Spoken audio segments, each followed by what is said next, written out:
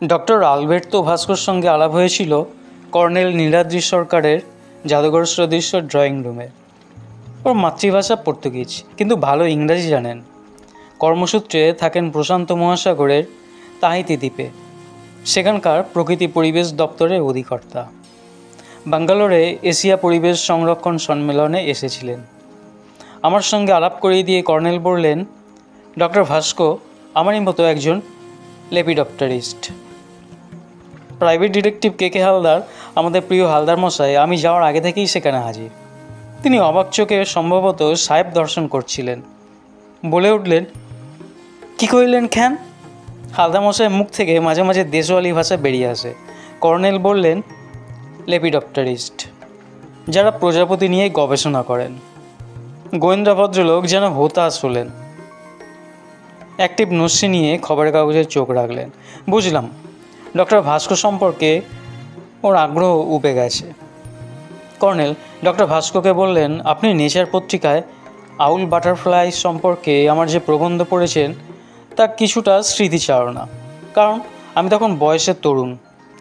দ্বিতীয় বিশ্বযুদ্ধ শেষ হওয়ার পর প্রশান্ত মহাসাগরের ফাতুহিবা দ্বীপের সামরিক ঘাঁটি থেকে যুদ্ধজাহাজে দেশে ফিরছিলাম। কোকো দ্বীপের পাশ দিয়ে আসার সময় বাইনোকুলারে জনমানবহীন দ্বীপটিতে ঝাঁকে ঝাঁকে আউল বাটারফ্লাই দেখেছিলাম। ক্যালিগো অ্যাপ্রেউস প্রজাতির এই প্রজাপতি আকারে বিশাল, এক একটি ডানা 6 ইঞ্চি চওড়া, ডানায় দুটো করে গোল চোখের মতো ছোপ। হঠাৎ দেখলে মনে হয় পেঁচা, তাই ওই নাম। তবে সেই প্রথম এবং শেষ দেখা। ডক্টর ভাস্কো বললেন, কোকো দ্বীপ সম্পর্কে আপনি একটা সাংঘাতিক গুজবের কথা উল্লেখ করেছেন। কর্নেল হাসলেন। গুজব এখনও চালু আছে নাকি? আছে, এবং গুজবটা যে মিথ্যে নয় সে খবরটা ফেরার পথে আপনাকে জানিয়ে দেওয়া উচিত মনে করলাম। ডক্টর ভাস্কো গম্ভীর হয়ে বললেন, জানুয়ারিতে আপনার প্রবন্ধ পড়ার পর ছোট একটি টিম নিয়ে কোকো দ্বীপে গিয়েছিলাম। দ্বীপটি এখনও নির্জন। টিমে ছিলাম আমি, আমার সহকারী বিজ্ঞানী পিটার গিলম্যান, রাঁধুনি আউ তিউ, 2 জন গার্ড তিয়া আর জুয়া। এরা 3 জন তাহিতির লোক, গিলম্যান মার্কিন। তো পরদিন রাঁধুনি আর 2 জন গার্ড নিখোঁজ হয়ে গেল। ভাবলুম ভুতুরে দ্বীপে আসতে ওদের খুব আপত্তি ছিল, তাই পালিয়ে গেছে। মোটরবোটটা বিচ থেকে টেনে এনে ক্যাম্পের সামনে রাখা ছিল, সেটা আছে। তবে ফাতুহিবা থেকে নারকল ছোবড়া আর শুটকি মাছ আনতে অনেক ছোট জাহাজ কোকোর পাশ দিয়ে যায়, কাজেই ওদের পালানোর সুযোগ আছে। কিন্তু বিকেলে ফার্নের ঘন জঙ্গলে 3 জনের ক্ষতবিক্ষত মৃতদেহ আবিষ্কার করে চমকে গেলাম। গার্ডদের রাইফেল কোনো হিংস্র জন্তু যেন দাঁতে চিবিয়ে ভেঙেছে। আশ্চর্য ব্যাপার, জন্তুটা মৃতদেহ থেকে মাংস খায়নি। হালদার মশাই নড়ে উঠলেন। কন কি? বলেই শুধরে নিলেন, ভেরি মিস্টেরিয়াস। ডক্টর ভাস্কো বললেন, আমাদের সঙ্গে পেট্রোম্যাক্স বাতি আর টর্চ ছিল। তখন আমরা নিরস্ত্র। 2টি ক্যাম্প গুটিয়ে জিনিসপত্র মোটরবোট বোঝাই করতে সন্ধে হয়ে গেল। সবে জ্যোৎস্না উঠেছে। গিলম্যান এবং আমি মোটরবোট ঠেলতে ঠেলতে বিচে নামাচ্ছি। হঠাৎ ঘোড়ার মতো বিকট চি ডাক শুনে টর্চের আলো ফেললাম। আশ্চর্য কর্নেল সরকার, ঘোড়ার মতো মুখ, মানুষের মতো শরীর, একটা জন্তুকে কয়েক সেকেন্ডের জন্য দেখতে পেলাম। জন্তুটা সম্ভবত আলো সহ্য করতে পারে না। কর্নেল হাসলেন। কোকো দ্বীপে ঘোড়া মানুষের গুজব তাহলে সত্যি? নিজের চোখে অবিশ্বাস করা যেত, কিন্তু গিলম্যানও দেখেছে। আপনি আর কোকো দ্বীপে যাননি? কোকো দ্বীপের মালিকানা নিয়ে ফরাসি আর মার্কিন সরকারের মধ্যে বিতর্ক আছে। রাষ্ট্রপুঞ্জে চূড়ান্ত মীমাংসা না হওয়া পর্যন্ত ওখানে কোনো দেশ সশস্ত্র বাহিনী পাঠাতে পারে না, এমনকি কেউ সেখানে যেতে পারে না। আমরা গোপনে গিয়েছিলাম পেঁচা প্রজাপতি খুঁজে, নইলে তো সেনাবাহিনী নিয়ে গিয়ে হিংস্র ঘোড়া মানুষটাকে খুঁজে বের করা যেত। যাই হোক, ঘটনাটা আমরা চেপে গিয়েছিলাম। কর্নেল চোখ বুজে সাদা দাড়িতে হাত বুলোচ্ছিলেন। বললেন, আবার একটা টিম নিয়ে গোপনে কোকো দ্বীপে যাওয়া উচিত। আপনি আপনার দপ্তরকে বলে ব্যবস্থা করতে পারেন। ডক্টর ভাস্কো একটু ভেবে নিয়ে বললেন, তা করা যায়। আপনি যেতে চান? হ্যাঁ, আমি এবং আমার এই তরুণ সাংবাদিক বন্ধু জয়ন্ত চৌধুরী। হালদার মশাই বলে উঠলেন, কর্নেল স্যার, আমাকে বাদ দেবেন না। 34 বৎসর পুলিশে চাকরি করছি। তারপর ইংরেজিতে ডক্টর ভাস্কোকে বললেন, sir, you need also a private detective. Doctor Vasco ঘড়ি দেখে বললেন, হোটেলে ফিরে ট্রাঙ্কলে কর্তৃপক্ষের সঙ্গে কথা বলবো, তারপর জানাবো। আমার ফ্লাইট বেলা 1:30। এবার চলি কর্নেল সরকার, সব কিছু ঠিকঠাক করতে পারলে আবার দেখা হবে। ডক্টর ভাস্কর চলে যাওয়ার পর বললাম, আজগুবি ব্যাপার, ওরা কি দেখতে কি দেখেছেন? কর্নেল তাকে হাত বুলিয়ে বললেন, ঘোড়া মানুষ, হয়গ্রীব বলা চলে। প্রাচীন ভারতীয় শাস্ত্রে হয়গ্রীবের কথা আছে। মহাভারতে আছে বিষ্ণু হয়গ্রীব রূপ ধারণ করে বেদচোর দৈত্য মধু কৈটবকে নিধন করেছিলেন। দেবী ভাগবত পুরাণ শ্রীমদ্ ভাগবতে আছে হয়গ্রীব দৈত্যকে বধ করতে বিষ্ণু হয়গ্রীব রূপ ধারণ করেছিলেন। বিষে বিষে বিষক্ষয়। হালদার মশাই বললেন, শাস্ত্রবাক্য মিথ্যে হয় না জয়ন্তবাবু। বললাম, ঠিক, কিন্তু হয়গ্রীব বলুন কি ঘোড়া মানুষ বলুন, তার সঙ্গে আমি দেখছি মার্ডার জড়িয়ে আছে। তাহলে গুপ্তধনও আছে? থাকতেই পারে। কোকোদ্বীপে আলবাত আছে। কোনো পর্তুগিজ জলদস্যু সর্দার মোড়ে ভূত হয়ে তা পাহারা দিচ্ছে। কেউ গেলেই ঘোড়া মানুষের রূপ ধরে তার ঘাড় মোটকে মারছে। হালদা মশাই কী করে হেসে বললেন, কী যে কন। কর্নেল এবার হট্ট হাসি হাসলেন। তারপর বললেন, ষষ্ঠী, কফি। ডক্টর ভাস্কর টেলিফোনে কর্নেলকে জানিয়ে গিয়েছিলেন তার দপ্তর কর্নেল সরকারের প্রস্তাব বিবেচনা করে দেখবে। কথাটা শুনে হতাশ হয়েছিলাম, কিন্তু দিন বিশেক পরে মার্চের মাঝামাঝি কলকাতার ফরাসি কনসুলেটের মারফত সরকারি আমন্ত্রণপত্র এসে গেল। সেই চিঠিতে হালদা মশাইয়ের নামও ছিল। খবর পেয়ে গোয়েন্দা প্রবর কর্নেলের ডেরায় এসে উত্তেজিতভাবে ঘন ঘন নস্যি নিচ্ছিলেন। কর্নেল তাকে চমকে দিয়ে বললেন, আমার এবং জয়ন্তর আন্তর্জাতিক পাসপোর্ট আছে। আপনার পাসপোর্ট আছে কি? পাসপোর্ট খাইছে? পাসপোর্ট পামু কই? হালদার মশাই করুণ মুখে তাকালে কর্নেল তাকে আশ্বস্ত করে বললেন, ভাববেন না, ব্যবস্থা করে দেবো, কিন্তু মনে রাখবেন ফর্মে পেশার জায়গায় লিখতে হবে অর্নিথোলজিস্ট, পক্ষী বিজ্ঞানী। সর্বনাশ, পক্ষীর আমি কি জানি? দুটো ডানা আছে এটুকু তো জানেন। ডানা মেলেই পাখি ওড়ে, তাও জানেন। পাখিদের নামও জানেন, কাক, চড়ুই, টিয়া, শালিক, ময়না, বক, কাদা খোঁচা। বাহ, তবে এগুলো বাংলা নাম। আপনাকে আমি পাখি বিষয়ে সচিত্র একটা বই দিচ্ছি, মুখস্থ করে নেবেন। এতে দেশ বিদেশের পাখির নাম ইংরেজিতে আছে এবং প্রজাতির আন্তর্জাতিক নাম আছে। হালদা মশাই চিন্তিত মুখে বললেন, ক্রিমিনোলজিস্ট লিখলে চলবে না? না, আর এক কাজ করুন, আজই চৌরঙ্গিতে গিয়ে একটা বাইনোকুলার কিনে নিন। আপনার গলায় যে যন্ত্রটা ঝোলে? হ্যাঁ, তবে একটা অসুবিধা হবে। পুলিশ মহল আপনাকে প্রাইভেট ডিটেকটিভ হিসেবে চেনে, পাসপোর্টের ব্যাপারে তদন্ত করবে। ভাববেন না, আমি কথা বলে রাখবো কর্তৃপক্ষকে। পুলিশকে এ যাবৎ অনেক সাহায্য করেছি, ওরা আশা করি আমার কথা রাখবে। কর্নেলে তদবিরে হালদা মশাইয়ের পাসপোর্ট খুব শীঘ্রই হয়ে গেল। ফরাসি কনসুলেট থেকে 15 দিনের ভিসাও মঞ্জুর হলো। আমন্ত্রণপত্রের সঙ্গে 3 জনের প্লেনের টিকিট ছিল। আমরা যাচ্ছি তাহিতির প্রকৃতি পরিবেশ রক্ষার আধুনিক প্রযুক্তি ব্যবস্থা পরিদর্শনে। তাহিতি ফ্রান্সের উপনিবেশ। ফরাসি গভর্নরের অধীনে লোক দেখানোর স্বায়ত্তশাসন আছে। কর্নেলের কাছে তাহিতির লম্বা চওড়া যে ইতিহাস শুনলাম তা আমার মাথায় ঢুকলো না। হালদা মশাই পাখির বইটি বিড়বিড় করে মুখস্থ করছিলেন। ব্রিটিশ এয়ারওয়েজের প্লেন তখন সপ্তাহে একদিন লন্ডন থেকে দমদম হয়ে হংকং যায়। আমরা সেই প্লেনেরই যাত্রী। তারপর হংকং থেকে প্যানামের লস অ্যাঞ্জেলেসগামী প্লেনে তাহিতির রাজধানী পাপিতির ফা এয়ারপোর্টে পৌঁছলাম। ডক্টর ভাস্কর গাড়ি নিয়ে আমাদের জন্য অপেক্ষা করছিলেন। অভ্যর্থনা জানিয়ে বললেন, সুস্বাগতম। হালদার মশাই বাইনোকুলারে চোখ রেখে বললেন, খালি ফুল দেখি, পাখি কই? কর্নেল বললেন, তাহিতিকে স্বর্গদ্বীপ বলা হয়, জানেন তো? এখানকার আদি বাসিন্দারা সবসময় ফুলের সাজ পরে থাকে। হালদার মশাই হঠাৎ 2 কানে আঙ্গুল গুঁজে গুঁদোগুদি করতে করতে বললেন, কান কটকট করে, ব্যথা। উঁচু আকাশপথে প্লেন যাত্রায় এটা অনেকের হয়।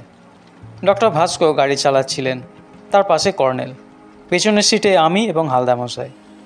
মসৃণ কালো রাস্তা, ঘন ঘাসে ঢাকা ঢেউ খেলানো মাটি, নিবিড় ফার্নের জঙ্গল, নির্জন রঙিন বাড়ি, আর শুধু ফুল, যেন ছবির দেশে ঢুকেছি।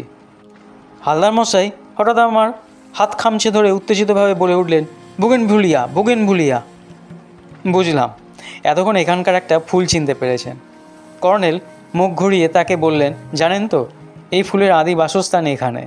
1768 খ্রিস্টাব্দে ফরাসি অভিযাত্রী বুগেনভিলে এই দ্বীপে এসেছিলেন। তিনি এই ফুলের চারা স্বদেশে নিয়ে যান, সেখান থেকেই ইউরোপে ছড়িয়ে পড়ে, তারপর অন্যত্র। তার নামেই ফুলের নাম। ডক্টর ভাস্কর বললেন, ফরাসি উচ্চারণে তার নাম দ্য বুগেভিল। হালদার মশাই মুগ্ধভাবে বললেন, গাড়িটি যেন ফ্লাইং বার্ড, নো সাউন্ড, মাখন, বাটার। আমি বললাম, আচ্ছা কর্নেল, বাটারের সঙ্গে কি বাটারফ্লাইয়ের কোনো সম্পর্ক আছে? কর্নেল বললেন, অবশ্যই আছে, একটা গ্রিক শব্দ থেকে। ডক্টর ভাস্কর কথায় উনি থেমে গেলেন। এয়ারপোর্ট থেকে মাত্র 4 মাইল দূরে রাজধানী পাপিতি। তবে আমরা পাপিতিতে ঢুকবো না। তাহিতির গড়ন ইংরেজি 8-এর মতো, দুটো গোলাকার বড় ছোট ভূখণ্ড জোড়া দিলে যেমন দেখায়। আপনাদের থাকার ব্যবস্থা হয়েছে জোরের কাছে, সমুদ্রের ধারে আমাদের দপ্তরের গেস্ট হাউস। আশা করি আপনাদের ভালোই লাগবে। ওখানে বিচটা অসাধারণ। আমরা একটা ছোট্ট নদী পেরিয়ে গেলাম। ডক্টর ভাস্কর গাইডের ভঙ্গিতে বিবরণ দিচ্ছিলেন। নদীটির নাম পাপেনু। ওই নারকল বাগানের ওধারে গেলে তাহিতির শেষ স্বাধীন রাজা পঞ্চম পৌমারির কবর দেখা যাবে। আরও উত্তরে পয়েন্ট ভেনাস। 1769 খ্রিস্টাব্দে ব্রিটিশ অভিযাত্রী জেমস কুক সূর্যের সামনে দিয়ে শুক্র গ্রহের পরিক্রমা পর্যবেক্ষণের জন্য এসেছিলেন। কর্নেল আসতে বললেন, কুক ট্রানজিট অফ ভেনাস দেখতে এসেছিলেন। ডক্টর ভাস্কো আওড়াচ্ছিলেন। জোরের পর দ্বিতীয় ভূখণ্ডের নাম তাহিতি ইতি। প্রকৃতি পরিবেশ দপ্তরে বাংলোর কাছে মা উ গ্রাম, সেখানে একটা ছোট্ট বাংলো আছে। বিখ্যাত ব্রিটিশ লেখক সমারসেট মম সেই বাংলোয় বসে বিখ্যাত ফরাসি চিত্রকর গঙ্গাকে নিয়ে মুন অ্যান্ড সিক্সপেন্স নামে বই লিখেছিলেন। গঙ্গা থাকতেন পুনা আউই বসতি এলাকার ভিলা ভেতুরা গ্রামে। তার একটি বাড়িতে থাকতেন। তাহিতির একজন মহিলাকে বিয়ে করেছিলেন। মমের বাংলো এবং গঙ্গার বাড়ি কাল মঙ্গলবার আমাদের দেখানোর ব্যবস্থা করা হয়েছে। হালদামশাই নড়ে উঠলেন। কাইল মঙ্গলবার হইলে আইজ সোমবার। আমরা দমদমে প্লেনে উঠছি শুক্রবার মর্নিংয়ে। 2টা দিন গেছে, আইজ রবিবার, সানডে। কর্নেল হাসলেন। হালদামশাই, আমরা আন্তর্জাতিক তারিখ রেখার পূর্বে চলে এসেছি। ওই রেখার পশ্চিমে যখন রবিবার, তখন পূর্বে সোমবার। কোন কি একই দিনে 2 তারিখ? হ্যাঁ, পরে আপনাকে বুঝিয়ে দেব। হালদামশাই গুলিগুলি চোখে তাকিয়ে রইলেন। সরকারি বাংলোয় পৌঁছতে মাত্র 45 মিনিট লাগলো। লনে ফুল বাগিচা, রঙিন টালির ঢালু ছাদ এবং দেওয়ালে আষ্টে বাহারি লতা। বাংলোটা সত্যি অতুলনীয়। 2জন সশস্ত্র রক্ষী সেলাম দিল গেটে। তাদের তাহিতির লোক বলে মনে হলো। একজন উর্দি পরা দৈত্যাকৃতি লোক এসে আমাদের লাগেজ নিয়ে গেল। এয়ার কন্ডিশন বাংলোয় ঢুকে ডক্টর ভাস্কর বললেন, ওর নাম হুয়া। একসময় আমেরিকায় ছিল, তাই ইংরেজি জানে। খুব বিশ্বস্ত লোক। এখানে স্থানীয় সময় বিকেল 3টে। আপনারা ঘড়ি মিলিয়ে নিন। 4:30 সূর্যাস্ত। আমরা 5টায় ডিনার খাই। আপনারা কখন খাবেন বলে দেবেন। হুয়া আপাতত কফি আর হালকা কিছু খাবার আনো। হুয়া চলে গেল। হালদামশাই বললেন, বেডরুম কই? Where is the bedroom? Doctor Bhaskar okay bedroom দেখিয়ে দিলেন। উনি তখনই ঢুকে গেলেন। বললাম, হালদামশাই খিদে পাওয়ার কথা, হঠাৎ উনি বেডরুমে ছুটলেন কেন? আমরা ড্রয়িং রুমে বসেছিলাম। চারিদিকে র্যাক ভর্তি বই এবং সুদৃশ্য টবে রকমারি ক্ষুদে উদ্ভিদ। একটু পরে হুয়া কফি এবং খাবারের ভর্তি ট্রে আনলো। ডক্টর ভাস্কর সেই বেডরুমের দরজা খুলে হালদামশাইকে ডাকতে গেলেন। তারপর ফিরে এসে মুচকি হেসে বললেন, ডিটেকটিভ ভদ্রলোক ঘুমোচ্ছেন। কর্নেল গম্ভীর মুখে বললেন, ডিটেকটিভ নন, উনি অর্নিথোলজিস্ট। ডক্টর ভাস্কর হাসলেন। ঠিক ভুলে গিয়েছিলাম। এবার আমাদের প্রোগ্রামে কথা বলি। কাল বিকেলে পাপিতি ইতির আহি বন্দর থেকে একটা প্রাইভেট কোম্পানির জাহাজ যাবে ফাতহিবা দ্বীপে। ওরা যাবে খাদ্য সামগ্রী নিয়ে। ফাতহিবা মার্কিন তদারকে আছে, কিন্তু দ্বীপবাসীরা মার্কিন খাদ্য পছন্দ করে না। তাছাড়া ওরা ডলারে দাম মেটাতে পারে না, তাই পণ্য বিনিময় প্রথা এখনও চালু আছে। খাদ্যের বদলে নারকেল ছোবড়া, শুটকি মাছ, এক ধরনের সামুদ্রিক শ্যাওলা এইসব দেয়। ওই শ্যাওলা কিন্তু খুব সুস্বাদু। খাবেন নাকি? খাবো, হুয়াকে বলে দিচ্ছি। তো কাল ওই জাহাজে আমাদের 2টো মোটরবোট থাকবে। আমরা সূর্যাস্তের আগেই কোকো পৌঁছে যাব। এবার তৈরি হয়ে যাচ্ছি। সঙ্গে যথেষ্ট অস্ত্রশস্ত্র থাকবে। ডক্টর ভাস্কর চলে যাওয়ার পর কর্নেল বললেন, হালদামশাই ঘুমিয়ে নিন। চলো আমরা বিচ থেকে একবার ঘুরে আসি। এখানে খুব শিগগিরই সন্ধে হয়ে যায়। হুয়াকে বলে আমরা বাংলোর পূর্বে গেট দিয়ে বিচে নেমে গেলাম। ওদিকে কোনো রক্ষীও নেই। কিন্তু কে বলে প্রশান্ত মহাসাগর প্রশান্ত, গর্জনে কানের তালা ধরে যাচ্ছিল।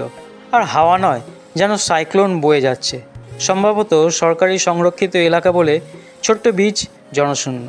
কর্নেল বাইনোকুলারে সামুদ্রিক পাখির ঝাঁক দেখছিলেন। তারপর যেন বিশেষ কোনো পাখিকে অনুসরণ করার মতো বাঁদিকে ঘুরলেন। অদূরে উঁচু টিলা, একটা হোটেল দেখা যাচ্ছিল সেখানে। বাইনোকুলার নামিয়ে কর্নেল বললেন, অদ্ভুত। চমকে উঠে বললাম, কি অদ্ভুত? ওই লোকটা। কোন লোকটা? দমদমে ওকে দেখেছি, হংকংয়েও দেখেছি, এয়ারপোর্টেও দেখেছি। গোয়ার পর্তুগিজ বংশোদ্ভূতের মতো দেখতে। তো ওই হোটেলের নাম দেখলাম ফারাতিয়া। লোকটা বাইনোকুলারে আমাদের দেখছিল। দেখতেই পারে, আপনি যেমন দেখছিলেন। নিছক কৌতূহল। লোকটা জাহাজের নাবিক ছিল, কিংবা এখনও নাবিক, কারণ ওর বাহুতে উল্কি দেখেছি। নাবিকদের উল্কি এঁকে নেওয়ার হবি আছে।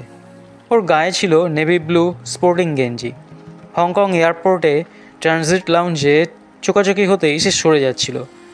সেই সময় ওর বাঁ বাহুতে আমার উল্কি চোখে পড়ে। আলো যথেষ্ট উজ্জ্বল ছিল, এক পলকের দেখা। উল্কিটা ঘোড়া মানুষের। মনে মনে একটু ভরকে গিয়ে বললাম, খোঁজ নিলে হয়তো দেখবেন লোকটা এই তল্লাটে কোনো জাহাজে চাকরি করে। এখানকার নাবিকদের হয়তো কিংবদন্তি খ্যাত ঘোড়া মানুষের উল্কি এঁকে নেওয়ার হবি আছে। কিন্তু একজন সাধারণ নাবিক তাহিতির সেরা অভিজাত হোটেল ফারাতিয়ায় উঠেছে এবং আমাদের দিকে লক্ষ্য রেখেছে। ব্যাপারটা গোলমেলে। কর্নেল হন্তদন্ত হয়ে গেস্ট হাউসে ফিরলেন। ড্রয়িং রুমে টেলিফোন ছিল। ডক্টর ভাস্কর সঙ্গে উনি চাপা গলায় কথা বলতে থাকলেন। ব্যাপারটা আমার কাছে অদ্ভুত মনে হয়নি, তাই সেই বেডরুমে ঢুকে পড়লাম। দেখি গোয়েন্দা ভদ্রলোক চিত হয়ে নাক ডাকাচ্ছেন। বাইনোকুলার খাট থেকে ঝুলছে, ফিতে গলায় আটকানো, জুতোও খোলেননি। সুইচ টিপে আলো জেলে দিয়ে ডাকলাম, হালদামশাই, হালদামশাই। তিনি তড়াক করে উঠে বসলেন। এয়ারপোর্ট আইয়া পড়ল? না, ঘোড়া মানুষ। কই কই? ফারাতিয়া হোটেলে। বলে হালদার মশাই চোখ রোগড়ে খিকি করে হেসে উঠলেন। জয়ন্তবাবু, আমি ভাবছিলাম। কি ভাবছিলেন তার বললেন না। প্রশস্ত এবং সুন্দর করে সাজানো ঘরের সৌন্দর্য মুগ্ধ দৃষ্টিতে দেখতে থাকলেন। এই ঘরে দুটো বিছানা।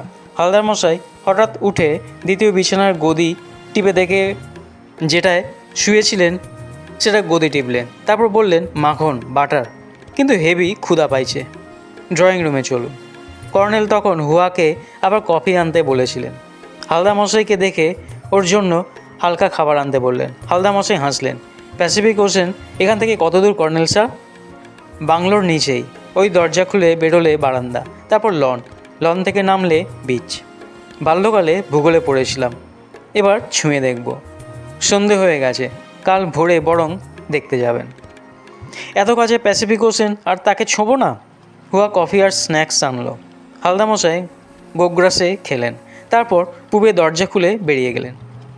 বিচ পর্যন্ত অবশ্য উজ্জ্বল আলো পড়েছে ল্যাম্পপোস্ট থেকে। কর্নেল এবং আমি বেরিয়ে ওদিকে বারান্দায় বসলাম। দেখলাম হালদামশাই বিচে নেমে থমকে দাঁড়িয়েছেন। রাতের সমুদ্র দেখে ভয় পাওয়া স্বাভাবিক, কিন্তু হঠাৎ উনি গুঁড়ি মেরে বসলেন এবং বাঁদিকে হামাগুড়ি দেওয়ার ভঙ্গিতে অদৃশ্য হয়ে গিয়ে গেলেন। কর্নেল উঠে দাঁড়িয়ে বললেন, চলো তো দেখি কী ব্যাপার। বিছে নেমে দেখলাম হালদামশাই কার সঙ্গে বালির ওপর জড়াজড়ি কিংবা কুস্তি করছেন। আমরা দৌড়ে যেতেই লোকটা বিচের শেষ প্রান্তে পাথরে চাঁইয়ে উঠে কাঁটা তারের বেড়া গলিয়ে পালিয়ে গেল। হালদামশাই ফোঁস শ্বাস প্রশ্বাসের সঙ্গে বললেন, ঘুঘু দেখছে, ফাঁদ দেখে নাই। চুপি চুপি কাঁটা তারের বেড়া গলিয়ে বেটা যেই নিচে জাম্প করেছে পড়েছে আমার কোলে, বলে গোয়েন্দাপ্রবর খিকি করে হাসতে লাগলেন। কর্নেল ঘটনাটা হুয়াকে জানাতে নিষেধ করেছিলেন। হালদামশাইয়ের মতে লোকটা চোর। সামনে দুটো গার্ড রেখেছে, এদিকে পেছনে চোর আসার রাস্তা পরিষ্কার। চোর কি সামনের দিক দিয়ে আসে? গভর্নমেন্টের কাজ কারবার সব দেশেই এক। বুঝলাম, প্রাক্তন দুধে দারোগার হাত থেকে চোর ফসকে পালানোর জন্য খাপ্পা হয়ে গেছে। কিন্তু এবার আমার মনে আতঙ্কের ছায়া পড়েছিল। কর্নেল আবার টেলিফোনে ডক্টর ভাস্কর সঙ্গে কথা বললেন। তারপর চুরুট ধরিয়ে র্যাক থেকে একটা প্রকাণ্ড বই টেনে নিয়ে বসলেন। আমি পোশাক বদলে এলাম। দেখা দেখি হালদামশাইও বদলে এলেন। সময় কাটছিল না। হালদামশাই ক্রমাগত গোপে তা দিচ্ছিলেন আর দুই কানে আঙুল ঢুকিয়ে গুদোগুদি করছিলেন। কতক্ষণ পর ডক্টর ভাস্কর এলেন। হুয়া আর এক প্রস্থ কপি দিয়ে গেল। ডক্টর ভাস্কর বললেন, ফারাতিয়া হোটেলে কোনো ভারতীয় নাগরিক ওঠেনি। আজ প্যানাম ফ্লাইটে যারা এসেছেন তাদের কারো বাহুতে ঘোড়া মানুষের উল্কি নেই। আমার ভয় হচ্ছে কর্নেল সরকার, এই তল্লাশির জন্য পর্যটন দপ্তর চটে যাবে। পর্যটন থেকেই তাহিতির মোট রাজস্বের 75% আসে। কর্নেল বললেন, তাহলে লোকটা অন্য কোথাও উঠেছে। সে ফারাতিয়ার পূর্ব লনে ঢুকেছিল আমাদের উপর নজর রাখতে। তারপর সে খাড়ি বেয়ে নেমে বেড়া গলিয়ে বিচে লাফ দিয়ে পড়েছিল। ঠিক, সায় দিলেন ডক্টর ভাস্কর। সে কোন উদ্দেশ্যে আসছিল কে জানে। বিচের দিকে আমরা গার্ড রাখি না, কারণ বিচটা মাত্র 50 মিটার লম্বা, সারা রাত আলো জ্বলে, দুধারে খাড়া পাহাড়। বিচটা প্রাচীন যুগের একটা খাড়ি ছিল। যাই হোক, আরও 2জন গার্ড বিচের দিকে রাখা হচ্ছে, তারা এখনই এসে যাবে। আর একটা কথা, সতর্কতার জন্য আমাদের প্রোগ্রাম বদলেছি। জাঁ ব্ল্যাকের জাহাজে যাচ্ছি না, একটা ট্রলারে কোকো দ্বীপের ওদিকে মাছ ধরতে যায়। ট্রলারে একটা সুবিধা আছে, দ্বীপের খুব কাছাকাছি পৌঁছতে পারে, কাজেই আমাদের মোটর বোটের দরকার হবে না, 2টো রবারের ভেলাই যথেষ্ট। হালদামশাই উদ্বিগ্ন মুখে বললেন, হঠাৎ দরকার হলে আমরা কি ভেলায় চেপে ফিরতে পারবো? কর্নেল বললেন, ভয় নেই হালদামশাই, ভেলা আকলে ভেসে যাবে না, হাজার হাজার দ্বীপের মধ্যে যে কোনো দ্বীপে পৌঁছে দেবে। অবশ্য সেখানে ঘোড়া মানুষের চেয়ে সাংঘাতিক প্রাণীও থাকতে পারে। হালদামশাই দেশওয়ালি ভাষায় বললেন, না না, তা কইতেছি না। ডক্টর ভাস্কর বললেন, আমাদের সঙ্গে ব্যাটারি চালিত রেডিও ট্রান্সমিটার থাকবে, সিগন্যাল রিসিভিং সেট থাকবে ট্রলারের মালিক আউইংয়ের কাছে। সে কাছাকাছি দ্বীপগুলোর মধ্যে ঘুরে বেড়াবে, সিগন্যাল পেলেই হাজির হবে। আইউং চীনা জেলে, তাহিতিতে যৌবনে পালিয়ে এসেছিল। সে আমাদের সরকারের বিশ্বস্ত লোক। মাছ ধরতে গিয়ে অন্য দেশের যুদ্ধজাহাজের গতিবিধির খবর এনে দেয়। এদিকে জাঁ ব্ল্যাক কোম্পানি ফরাসি হলে কী হবে?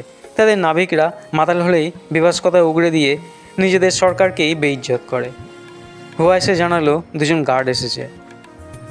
ডক্টর ভাস্কর উঠে দাঁড়ালেন, তাহলে চলি কর্নেল সরকার। আমি গার্ডদের নির্দেশ দিয়ে নিরাপত্তা বাহিনীর গাড়ির সঙ্গে ফিরে যাব। শুকনো হাসি হাসলেন প্রকৃতিবিজ্ঞানী। সত্যি বলতে কি, আমি নার্ভাস হয়ে পড়েছি। কর্নেল বললেন, চিয়ার আপ ডক্টর ভাস্কর, ঘোড়া মানুষের চেয়ে স্বাভাবিক মানুষ কম বিপজ্জনক, তাকে হেঁটে ওঠা সহজ। মিস্টার হালদার তাকে প্রায় ধরেই ফেলেছিলেন, বোঝা যাচ্ছে তার কাছে আগ্নেয়াস্ত্র বা ছুরি ছিল না, কাজেই তাকে পাত্তা দেওয়ার মানে হয় না। হালদামশাই বললেন, চোর চোর। ছিচকে চোরে ইংরেজি কি জয়ন্তবাবু? বললাম, ডিকশনারি দেখতে হবে। পেটি থিপ। গোয়েন্দাপ্রবর সহাস্যে বললেন, কী করেন colonel sir? Colonel sir doctor ভাস্করকে বিদায় দিতে গেলেন। হালদামশাই প্যান্টের পকেটে হাত রাখছিলেন। নস্যির কৌটো গেলা কই বলে শার্টের বুক পকেটে হাত গুঁজলেন।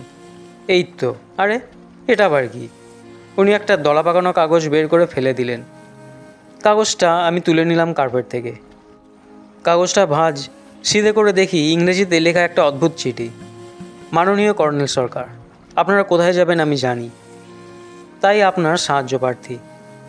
যদি আজ রাত 10টা নাগাদ একা বিচে যান, মুখোমুখি সব কথা খুলে বলবো। আমি সামান্য মানুষ, আমাকে ভয়ের কারণ নেই। পিজি। হালদামশাই নস্যি নিয়ে নাক মুছলেন। বললেন, ও জয়ন্তবাবু, আমার পকেটে ওটা আইলো কেমনে? বললাম, মনে হচ্ছে চোর বেগতিক দেখে এটা আপনার পকেটে গুজে দিয়ে পালিয়েছে। সে কি বলে হালদামশাই হাত বাড়ালেন। দেখি দেখি। চিঠিটা কর্নেলকে লেখা। চুপি চুপি বীজ দিয়ে এসে ওই বাংলায় পৌঁছে দিতে চেয়েছিল, আপনার পাল্লায় পড়ে সেটা হয়নি। অগত্যা আপনার পকেটে গুজে দিয়ে পালিয়েছে। কিন্তু আজ রাতে কর্নেল বিচে গার্ড মোতায়েনের ব্যবস্থা করে ফেললেন। আহারে বেচারা বলে হালদামশাইকে চিঠি দিলাম। এই সময় কর্নেল ফিরে এলেন। হালদামশাইয়ের হাত থেকে নিয়ে ওকে চিঠিটা দিলাম। উনি গম্ভীর মুখে পড়ার পর বুক পকেটে ঢোকালেন। তারপর অন্য বুক পকেট থেকে একটা টাইপ করা লিস্ট বের করে বললেন, প্যানামে আজ যারা তাহিতিতে এসেছে তাদের নাম ঠিকানা। ডক্টর ভাস্কর এয়ারপোর্ট থেকে জোগাড় করেছেন একটা কপি। পিজি। হালদামশাই বলে উঠলেন, আমাকে নাম নাই? কর্নেল কান দিলেন না, বললেন, পেদ্রো গার্সিয়া। পর্তুগিজ মনে হচ্ছে। আজকাল সন্ত্রাসবাদীদের রুখতে প্লেন যাত্রীদের নাম, ঠিকানা, পরিচয়, গন্তব্য ইত্যাদি সব তথ্য পাসপোর্ট থেকে নিয়ে এয়ারপোর্ট টু এয়ারপোর্ট কম্পিউটার ব্যবস্থার মাধ্যমে পাঠানো হয়। পেদ্রো গার্সিয়া ভারতীয় নাগরিক। ঠিকানা রিপন লেন, কলকাতা। বয়স 35 বছর। পেশায় শিক্ষক। বিশেষ শনাক্তকরণের চিহ্ন নাকের ডান পাশে জরুল। উদ্দেশ্য পর্যটন। কর্নেল চুর ধরালেন ব্যস্তভাবে। চোখ বুজে বললেন, হ্যাঁ, এর হাতেই হয়গ্রীবের উল্কি দেখেছিলাম, অথচ সে শিক্ষক। পথে সে আমার সঙ্গে কথা বলার সুযোগ পেয়েছে, বলেনি কেন? এদিকে ডক্টর ভাস্কো এর নামের পাশে লিখে রেখেছেন মা আ উ আ ইন, রুম নম্বর 31। বাহুতে উল্কি দেখতে পাননি সরকারি গোয়েন্দারা। আশ্চর্য তো। হালদামশাই বললেন, একটা কথা বুঝি না, সরকারি বাংলোয় এটা গার্ড রেখেছে কেন? কর্নেল স্যার বলেছিলেন স্বর্গদ্বীপ। স্বর্গদ্বীপে গার্ড কেন? কর্নেল চোখ বুজে বসে আছেন। আমি বললাম, নরকের পাপিতাপিরা যাতে স্বর্গে হানা দিতে না পারে। ঠিক ঠিক, সায় দিলেন প্রাইভেট ডিটেকটিভ। কর্নেল চোখ খুলে সোজা হয়ে বসলেন। আচ্ছা হালদামশাই, আপনি যেদিন পাসপোর্ট অফিসে ফর্ম আনতে গিয়েছিলেন, সেদিন কোনো লোকের সঙ্গে আলাপ হয়েছিল? চমকে উঠলেন গোয়েন্দা ভদ্রলোক। হ্যাঁ, লম্বা লাইন ছিল। আমার পেছনে এক অ্যাংলো ইন্ডিয়ান ভদ্রলোক ছিলেন। লাইন নড়ে না দেখে উনি বললেন, তার সঙ্গে আপনার আলাপ পরিচয় হয়েছিল কি? হ্যাঁ, আমি জিজ্ঞাসা করেছিলাম কোথায় যাওয়া হবে, বললেন তাহিতি। তখন আমিও বললাম, আরে আমিও তাহিতি যাব। এই করে আলাপ হয়ে গেল। তাহিতিতে একটা জাহাজ কোম্পানিতে চাকরি করে ওর দাদা। উনি জানতে চাইলেন আমি কেন যাচ্ছি। তখন বললাম, গভর্নমেন্ট ইনভাইটেশনে, আমি একজন অর্নিথোলজিস্ট। উনি বললেন, সেটা আবার কি? তখন কর্নেল চোখ কটমটিয়ে ফের ওর কথার ওপর বললেন, তখন সব কথা ফাঁস করে দিলেন আপনি। বিব্রত মুখে হালদামশাই বললেন, না না, ঘোড়া মানুষের কথা বলিনি, পেঁচা প্রজাপতির কথা বলেছিলাম। মানে লাইনে দাঁড়িয়ে সময় কাটছিল। করুণ মুখে নস্যি নিলেন হালদামশাই। আমি আপনার প্রশংসা করেছিলাম কর্নেল স্যার, মা কালী দিব্যি, খারাপ কিছু বলিনি। তাই শুনেই না উনি বললেন, আপনারা কবে কোন ফ্লাইটে যাচ্ছেন, আমিও আপনাদের সঙ্গে যাব। কর্নেল অনিচ্ছার ভঙ্গিতে হাসলেন। সব বোঝা গেল, কিন্তু শুধু এটাই বোঝা গেল না, কেন পেদ্রো গার্সিয়া আমাকে এড়িয়ে চলল সারা পথ। কেন সে এভাবে গোপনে দেখা করতে চাইল? কি সাহায্য চায় সে আমার কাছে? কর্নেল টেলিফোনের কাছে গিয়ে ফোন গাইডের বইয়ের পাতা উল্টাতে লাগলেন। তারপর ডায়াল করলেন, মা আ উ আ ইন। আমাকে রুম নম্বর 31-এ মিস্টার পেদ্রো গার্সিয়াকে দিন। কিছুক্ষণ পরে ফোন রেখে কর্নেল বললেন, ঘরে রিং হয়ে যাচ্ছে, কেউ ধরছে না। বললাম, হয়তো বেরিয়েছে, পরে রিং করে দেখবেন। কিন্তু একটা কথা, তার যখন আপনাকে এত দরকার, সে এখানে আপনাকে রিং করছে না কেন? এই প্রশ্নের জবাবও পেদ্রো গার্সিয়াই দিতে পারে। বলে কর্নেল বোতাম টিপে হুয়াকে ডেকে ডিনার রেডি করতে নির্দেশ দিলেন। ডিনারে ডক্টর ভাস্কো বর্ণিত সামুদ্রিক শ্যাওলা ছিল। আমার খারাপ লাগলো, কিন্তু হালদামশাই এবং কর্নেল খেতে খেতে প্রশংসা পঞ্চমুখ হলেন। খাওয়া শেষ হয়ে সবে ড্রেসিং রুমে ঢুকেছি, টেলিফোন বাজলো। কর্নেল সাড়া দিলেন। Doctor Vasco? সে কি, কোথায়? আপনি দয়া করে আসুন, আমি যেতে চাই। বডি যেন না নাড়ানো হয়। না না ডক্টর ভাস্কো, এটা গুরুত্বপূর্ণ। কর্নেল ফোন রেখে গম্ভীর মুখে বললেন, পেদ্রো গার্সিয়াকে তার ঘরে কেউ খুন করে গেছে। কিছুক্ষণ পরে ডক্টর ভাস্কর গাড়ি এলো। মা আ উ ইনের দিকে ছুটে চলল গাড়ি। পাপেনু নদীর ধারে নিরিবিলি জায়গায় একতলা হোটেল। কেন ইন বা সরাইখানা নাম দেওয়া হয়েছে কে জানে। গিয়ে দেখি বন্দুকবাজ, নিরাপত্তা বাহিনী আর পুলিশ হোটেল ঘিরে রেখেছে। 31 নম্বর রুম দক্ষিণ পশ্চিম কোণে, এবং তারই নিচে নদী। নদীর ওপারে উঁচু গাছের ঝোপ জঙ্গল চোখে পড়ল। পেদ্রো বাথরুমের দরজায় খুন হয়েছে। দরজাটা খোলা, মাথা বাথরুমের ভেতর এবং ধর বাইরে। উপুর হয়ে পড়ে আছে মৃতদেহ। বোঝা যায় বাথরুমে ঢুকতে যাচ্ছিল, সেই সময় আততায়ী মাথার পেছনে শক্ত কিছু দিয়ে আঘাত করেছে। রক্ত জমাট বেঁধে গেছে। ডক্টর ভাস্কো বললেন, ডক্টর ফ্লোরোয়ার মতে আপাতদৃষ্টিতে এই ভদ্রলোক খুন হয়েছে রাত 8টার আগে। পেছনে দরজা খোলা ছিল, বাইরের দরজা ব্যালকনি। ব্যালকনির নিচে নদী, কাজেই আততায়ী পালানো সহজ ছিল। রাত 8:30টায় ডিনার দিতে এসে পরিচারক দরজায় নক করে। বারবার নক করে সাড়া না পেয়ে ম্যানেজারকে খবর দেয়। ইন্টারলকিং সিস্টেমের দরজা। ডুপ্লিকেট চাবি দিয়ে ম্যানেজার দরজা খুলতেই আটকে ওঠেন। পুলিশে খবর দেন। আপনার নির্দেশে মিস্টার পেদ্রোর দিকে ম্যানেজারকে নজর রাখতে বলেছিলাম। ম্যানেজার আমাকেও খবর দেয়। টেলিফোন অপারেটর বলেছে রাত 8:50-এ কেউ মিস্টার পেদ্রোকে রিং করেছিল। আমি। অপারেটর বলল ঘরে রিং হয়ে যাচ্ছে। বলে কর্নেল পেছনে ব্যালকনিতে গেলেন। ফিরে এসে ঘরের ভেতর চোখ বুলিয়ে বললেন, পেদ্রোর লাগেজ সার্চ করা হয়েছে? হ্যাঁ, সন্দেহজনক কিছু পাওয়া যায়নি। কয়েকটা বই, ট্রাভেল গাইড আর জামা কাপড় আছে। একটা ব্যাগে পাসপোর্ট আছে, ক্যামেরা আর ভিউ ফাইন্ডার আছে। ওই দেখুন। কর্নেল লাশের দিকে ঝুঁকলেন। পেদ্রো গায়ে চকরা বকরা রঙিন গেঞ্জি। বাঁ বাহুর ওপর কর্নেল টর্চের আলো ফেলে আতস কাচ দিয়ে সম্ভবত হয়গ্রীবের উল্কি খুঁজলেন। দেখলাম একটা মোটা জরুল আছে। হঠাৎ কর্নেল জরুলটা একটানে উপড়ে ফেললেন। একটা হয়গ্রীবের উল্কি দেখে চমকে উঠলাম। ডক্টর ভাস্কো বললেন, কী আশ্চর্য! ইঞ্চিটাক চৌকো স্বচ্ছ সেলোফোন জাতীয় জিনিসের ওপর বসানো। কর্নেল বললেন, লাশটা চিৎ করতে হবে। ডক্টর ভাস্কর একজন পুলিশ চিফকে ফরাসিতে কথাটা বলল। পুলিশ চিফের মুখ বেজায় গোমরা। বুঝলাম, বিদেশি নাক গলানোতে খোঁজে গেছেন। তার নির্দেশে দুজন পুলিশ লাশ চিৎ করে শোয়ালো। কর্নেল মৃত পেদ্রোর জিন্সের প্যান্ট তল্লাশ করে উঠে দাঁড়ালেন। ঘরে উজ্জ্বল আলো, তবু কর্নেল মেঝের কার্পেটে টর্চের আলো ফেলতে ফেলতে বিছানার দিকে ঝুঁকে পড়লেন। কি একটা তুলে নিয়ে পেদ্রোর লাশের কাছে গেলেন। পেদ্রোর ডান হাতের আঙ্গুল আতস কাছে পরীক্ষা করে শটান উঠে দাঁড়ালেন। বললেন, আমার কাজ শেষ। ডক্টর ভাস্কর, আমরা বাংলোয় ফিরে যাব। বাংলোয় ফেরার পথে কর্নেল বললেন, ডক্টর ভাস্কর, আপনি ফিরে গিয়ে মাছ ধরা ট্রলারের মালিক আইউইংয়ের সাথে কথা বলুন। আমরা আজ রাতেই কোকো দ্বীপের দিকে পাড়ি জমাতে চাই। প্রতিটা মুহূর্ত মূল্যবান। পেদ্রো খুনি কোকো দ্বীপের এতক্ষণে রওনা হয়ে গেছে। সব কথা যথাসময় খুলে বলবো। ডক্টর ভাস্কর চিন্তিত মুখে বললেন, কিন্তু আমার সহকারী পিটার গিলম্যান যে হাওয়াই দ্বীপের হনলুলুতে 2 সপ্তাহে ছুটি কাটাতে গেছে, কাল সকালে প্লেনে সে ফিরবে। তাকে সঙ্গে নিয়ে। কর্নেল তার কথার উপর বললেন, তাকে দরকার হবে না। হালদার মশাই এতক্ষণ উসুস করছিলেন। নিজস্ব ভাষায় বললেন, কর্নেল স্যার, ওনারাই কইয়া আমার একখানা রিভলভার দেওয়ানের ব্যবস্থা করতে পারেন না? রাত 12টায় মৎস্যবন্দর হুয়ালাহা থেকে গোপনে চীনা জেলে আইউইংয়ের ট্রলারে আমরা পাড়ি জমিয়েছিলাম। পেদ্রো গার্সিয়ার খুনি ভয়ঙ্কর দ্বীপ কোকোর দিকে কোন আক্কেলে ছুটে যাবে বুঝতে পারছিলাম না। সেখানে নাকি সাংঘাতিক হিংস্র ঘোড়ামুখো মানুষের ডেরা। আমার বৃদ্ধ বন্ধু তখনও মৌনী বাবা, মুখে চুরুট, চোখ বন্ধ, সাদা দাড়িতে এক টুকরো ছাই। আইউইংয়ের মাছ ধরা ট্রলারের নিচে খোলটায় মাছের গুদাম, ওপরে ইঞ্জিন ঘর সংলগ্ন একটা কেবিন, দুপাশে রেলিংয়ের খোলা ডেক। আমাদের দলে 2 জন সশস্ত্র রক্ষী, কোয়া এবং তিকি। তারা তাহিতির আদি বাসিন্দাদের বংশধর। প্রাইভেট ডিটেকটিভ হালদার মশাই ইঞ্জিন ঘরে উঁকি মেরে সম্ভবত ট্রলার চালানো দেখছিলেন। চালকের নাম চিচিন। সে বুড়ো জেলে আইউইংয়ের ছেলে। বাবা ছেলে মাত্র 2 জনে মিলে প্রশান্ত মহাসাগরের মাছ ধরে বেড়ায়। তাদের সাহস আছে বটে। কেবিনটা ছোট্ট, দুধারে 2টো শোয়ার বাঙ্ক, মধ্যিখানে একটা ডাইনিং টেবিল। টেবিলে ম্যাপ বিছিয়ে কর্নেল এবং ডক্টর ভাস্কর কোকো দ্বীপের অবস্থান দেখছিলেন। ডক্টর ভাস্কর বললেন, দ্বীপের এই ম্যাপটা রাষ্ট্রপুঞ্জের লোকেরা হেলিকপ্টার থেকে দেখে তৈরি করেছিলেন। দ্বীপের গড়ন লক্ষ্য করুন, যেন একফালি চাঁদের মতো। ইংরেজিতে ক্রেসেন্ট বলা চলে। তো পলিনেশীয় অঞ্চলের ভাষায় চন্দ্রকলাকে বলে কোকো। মোটামুটি দৈর্ঘ্য 3 মাইল, মাঝখানে চওড়া মাত্র 1 মাইল।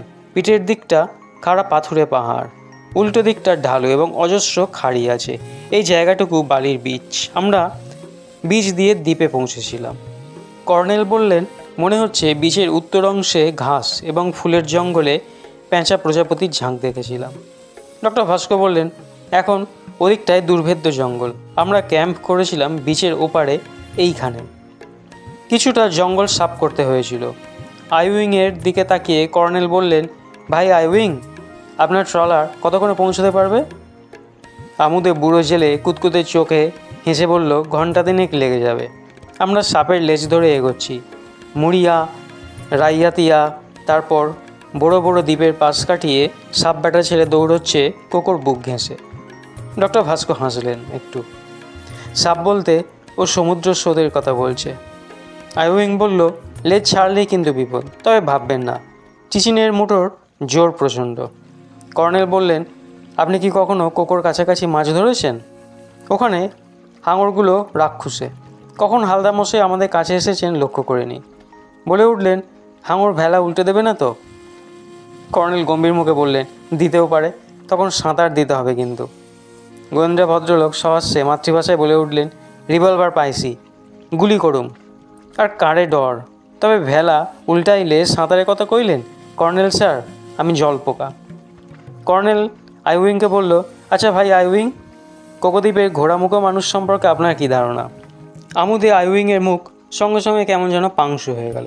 চাপাস্বরে বলল, আমার ছেলে চিচিন একদিন দূরবীনে এক পলকের জন্য ভয়ঙ্কর জন্তুটাকে দেখতে পেয়েছিল। তারপর থেকে আমরা কোকোদ্বীপ এড়িয়ে চলি। তবে এই যে আপনাদের পৌঁছে দিতে কোকোদ্বীপের কাছে যাচ্ছি, সেটা মাননীয় আলবের্তো ভাস্কো মহাশয়ের খাতিরে। ওর সাহায্য ছাড়া তাইতিতে আমি রাজনৈতিক আশ্রয় পেতাম না। আমি ওর কাছে ঋণী। কোকোদ্বীপে আপনি বা চিচিন সন্দেহজনক আর কিছু লক্ষ্য করেছেন কি? আইউইং একটু চুপ থেকে বলল, দ্বীপটা সত্যি অদ্ভুত রে। কমাস আগে এক রাত্রে ওখানে একটা আলো দেখেছিলাম। আলোটা কিছুক্ষণ নড়াচড়া করে নিভে গেল। দেখে প্রচণ্ড হাওয়া আর জলের ঝাপটানি। কৃষ্ণপক্ষে চাঁদের আলো ফুটেছে, কিন্তু গাঢ় কুয়াশার সঙ্গে জ্যোৎস্না মিশে সব কিছু অস্পষ্ট। ট্রলারের আলোর ছটায় কালো জলের আলোড়ন দেখা যাচ্ছে। আইউইং ইঞ্জিন ঘরে গিয়ে কম্পাসের ওপর ঝুঁকে ছেলেকে কিছু নির্দেশ দিচ্ছিল। কিছুক্ষণ পরে ডক্টর ভাস্কর ডেকে গেলেন।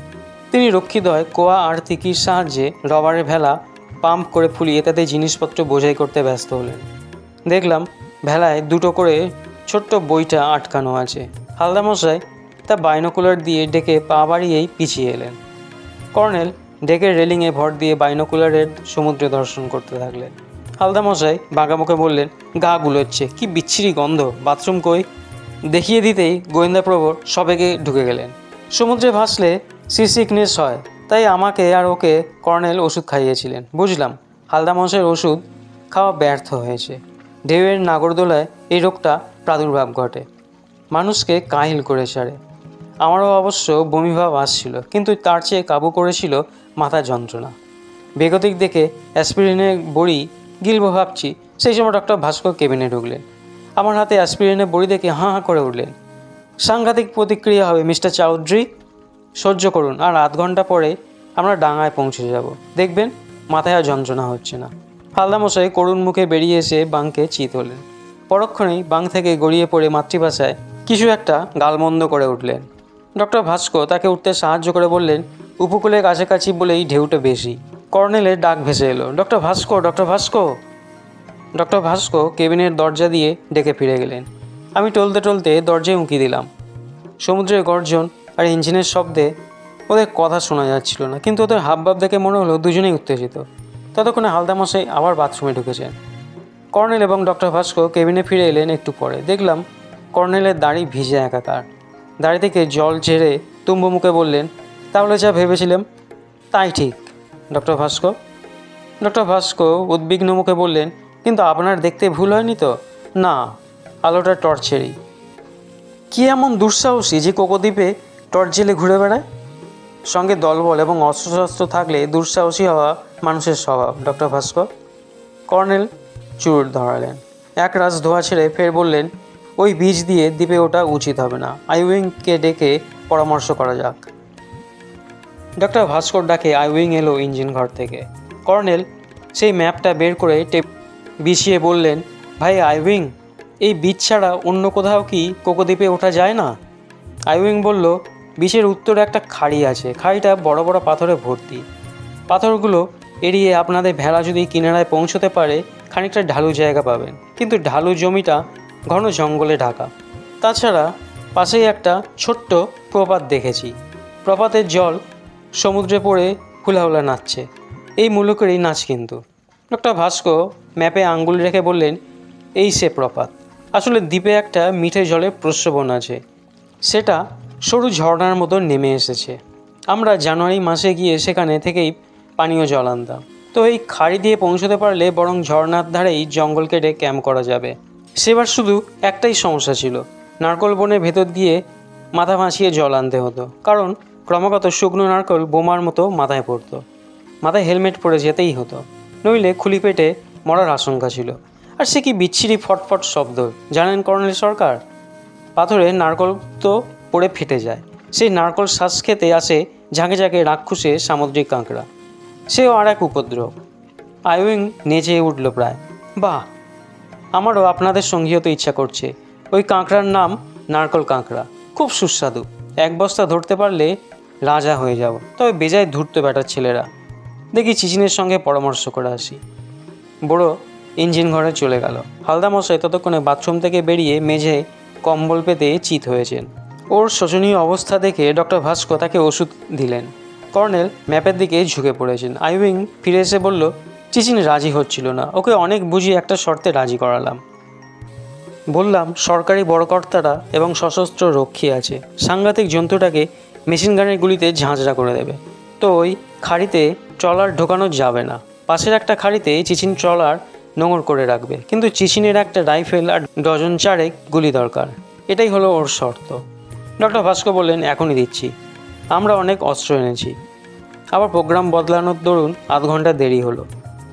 ট্রলারের ইঞ্জিন যখন বন্ধ হলো এবং ঘর ঘর শব্দে নোঙর পড়ল, তখন রাত 3:30 বাজে। দড়ির সিঁড়ি বেয়ে রবারের দুলন্ত ভেলায় নামা এক বিপজ্জনক কর্ষণ। অবাক হয়ে দেখলাম সি সিকনেস এ কাহিল হালদামশাই অক্লেশে ভেলায় অবতরণ করলেন। পুলিশ ট্রেনিং সম্ভবত এর কারণ। তারপর বইটা টানতেও তিনি দক্ষ। তার কারণ সম্ভবত তার অতীত জীবন, যার নদ নদীর দেশ পূর্ববঙ্গে কেটেছে। আইউইং নিজে পলিনেশীয় ক্যানো নামিয়েছিল। ছিপনৌকার গড়ন সেই ক্যানোতে মাছ ধরা জাল ছিল। বড় বড় পাথর এড়িয়ে ঢেউয়ের নাগরদোলায় কীভাবে কিনারায় পৌঁছেছিলাম বলতে পারবো না। আমি সারাক্ষণ চোখ বন্ধ করেছিলাম। নোনা জলে পোশাক ভিজে জবুতবু অবস্থা। হালদামশাইকে বলতে শুনলাম, হাঙর কই গেল? বুড়া কই ছিল, হাঙর আছে। তারপরে যেন একটা হুলুস্থুলুস বেঁধে গেল। সমুদ্র আর প্রপাতের গর্জন চাপিয়ে হঠাৎ হাজার হাজার সামুদ্রিক পাখির চিৎকার শুরু হলো। আবছা জ্যোৎস্নায় তাদের ওড়াউড়ি দেখতে পেলাম। আইউইং ভয়ার্ত স্বরে বলে উঠল, ওরা তো এখন ঘুমিয়ে থাকে, কেন ওরা জেগে উঠল? মশাইরা সাবধান হন, সাংঘাতিক দানবটা নিশ্চয়ই আমাদের সাড়া পেয়েছে। আমি শুনেছি সে যেখানে যায় সেখানকার ঘুমন্ত পাখিরা ভয় পেয়ে পালাতে থাকে। ডক্টর ভাস্কর ব্যস্তভাবে বললেন, কোয়া তিকি, হ্যান্ড গ্রেনেড হাতে নাও। কর্নেল খাড়ির দিকে ঘুরে পাখিদের ওড়াউড়ি দেখছিলেন। বললেন, আশ্চর্য তো, হঠাৎ ভয় পেয়ে গেল কেন ওরা? পাখিগুলো সিগাল, সারা রাত ওরা ঘুমিয়ে থাকে। ফিকে জ্যোৎস্নায় লক্ষ্য করল পাখির ঝাঁক খাড়ি থেকে দ্বীপের ওপর কিছু অংশ জুড়ে চক্কর দিচ্ছে। হাজার হাজার পাখি মিলে যেন একটা বিশাল কালো চাকা অদ্ভুত শব্দে ঘুরপাক খাচ্ছে। কর্নেলের পাল্লায় পড়ে জীবনে অনেক বিপজ্জনক অবস্থায় কাটিয়েছি, যখন সব সাহস উবে গিয়ে আতঙ্কে রক্ত ঠান্ডা হিম হয়ে গেছে। কিন্তু কোকো দ্বীপে পা দিয়েই যে আতঙ্কের মধ্যে কিছু সময় কাটিয়েছিলাম, জীবনে তা ভুলব না। আমরা কর্নেলের নির্দেশে গুড়ি মেরে বসে পড়লাম। উনি টর্চ জ্বালতে নিষেধ করেছিলেন। আমরা আছি ঢালু জমির নিচে এবং ওপরে ঘন ঝোপঝাড়। কোয়া এবং তিকির এক হাতে দুর্ধর্ষ AK-47 রাইফেল, অন্য হাতে গ্রেনেড। তারা আমাদের সামনে একটা পাথরের দুপাশে হাঁটু দুমড়ে বসেছে। প্রতি মুহূর্তে ঘোড়ামুখো দানবটার আবির্ভাব আশঙ্কা করছিলাম। কতক্ষণ পরে কর্নেল উঠে দাঁড়িয়ে বললেন, সিগালগুলো চুপ করেছে, ওরা ডেরায় ফিরে গেছে, কিন্তু আমাদের আপাতত এখানেই অপেক্ষা করা উচিত। ভোরের আলো ফুটলে আমরা রওনা হব। তবে সত্যি এ একটা রহস্যময় ঘটনা। হঠাৎ ওরা ভয় পেয়ে গেল কেন? দিনের আলো সত্যি মানুষকে হারানো সাহস ফিরিয়ে দেয়। হাতিঘাস, ফার্ন, রঙিন পাতাওয়ালা মানকচু জাতীয় গাছের ঝোপ, বুগেনভলিয়া আর রং বেরঙের নাম না জানা ফুলের জঙ্গল পেরিয়ে সেই ঝর্ণাধারা পাশে আমাদের দুটো ক্যাম্প পাতা হয়েছিল। উত্তরে ছটপটিয়ে চলা ঝর্ণাধারার ওপারে এবং ক্যাম্পের পশ্চিমে নিবিড় নারকল বন, সামনের দক্ষিণে রবার গাছের জঙ্গল। ব্রেকফাস্ট করে কর্নেল এবং ডক্টর ভাস্কর গার্ড তিকিকে সঙ্গে নিয়ে বেরোলেন। এদের হাতে প্রজাপতি ধরা জাল দেখে বুঝলাম পেঁচা প্রজাপতি খুঁজে যাচ্ছেন। কর্নেল আমাকে এবং হালদার মশাইকে ক্যাম্প ছেড়ে যেতে নিষেধ করেছিলেন। না করলেও অন্তত আমি এক পা বাড়াতে রাজি নই। আইউং কিছুক্ষণ দোনামোনা করার পর একটা সাঁড়াশি এবং বস্তা হাতে নারকল বনের দিকে চলল। ওর পিঠে গোঁজা লম্বাটে একটা দা। কোয়া তাহিতি ভাষায় ওকে কিছু বলল, কিন্তু আইউং যেন নারকল খেকো কাঁকড়া নেশায় আচ্ছন্ন, কোয়ার কথা গ্রাহ্যই করল না। হালদামশাই বাইনোকুলারে চারদিক দেখছিলেন। হঠাৎ বললেন, ওগুলো কী ফল? বাতাবি লেবু নাকি? বলেই কোয়াকে জিজ্ঞাসা করলেন, what is that fruit? Big tree and big fruit. কোয়া জিভে একটা শব্দ করে বলল, ব্রেড ফ্রুট, ডেলিশাস মিস্টার। কয় কি জয়ন্তবাবু, রুটি ফল? গাছে রুটি ধরে নাকি? রূপকথায় যা শুনেছিলাম তা দেখি সত্যি। সেই যে রাখাল পিঠে পুঁতেছিল, তা থেকে পিঠে গাছ হলো, পড়েননি? বললাম, পড়েছি। তারপর এক রাক্ষসী বুড়ি সেজে এসে পিঠে চাইল। রাখাল যেই তার হাতে পিঠে দিয়েছে, বুড়ি তাকে খপ করে ধরে ঝুলিতে পুড়েছে। কাজেই সাবধান। হালদামশাই কী করে এক চোট হাসলেন। তারপর ফের বাইনোকুলারে রবার গাছের জঙ্গলের পাশে ব্রেডফ্রুট গাছটা দেখতে লাগলেন। একটু পরে দেখি উনি বাইনোকুলার নামিয়ে পকেট থেকে রিভলভার বের করে এগোচ্ছেন। বললাম, হালদামশাই কোথায় যাচ্ছেন? একখানা পিঠে না খাইয়া ছাড়ুম না। যাবেন না, হয়গ্রীব ওত পেতে আছে। কোয়া চেঁচিয়ে উঠল, ডোন্ট গো মিস্টার। গোয়েন্দা প্রবর কানে নিলেন না, লম্বা পায়ে এগিয়ে গেলেন। গাছটা অন্তত 50 মিটার দূরে। হঠাৎ ওকে একটা পাথরের আড়ালে বসে পড়তে দেখলাম। তারপর গুড়ি মেরে রবার গাছের জঙ্গলে ঢুকলেন। উদ্বিগ্ন হয়ে বললুম, কোয়া দেখো তো উনি কোথায় গেলেন? কোয়া নির্বিকার মুখে বলল, আমি ক্যাম্প ছেড়ে নড়ব না, আমার চাকরি যাবে। কি করব ভাবছি, সেই সময় ঝর্ণা দিক থেকে আইয়ুং ছুটে এলো। তার হাতে সেই ধারালো দা। ভয়ার্থ মুখে এসে কোয়াকে কিছু বলল। কোয়া রাইফেল বাগিয়ে ঝর্ণা দিকে এগোলো।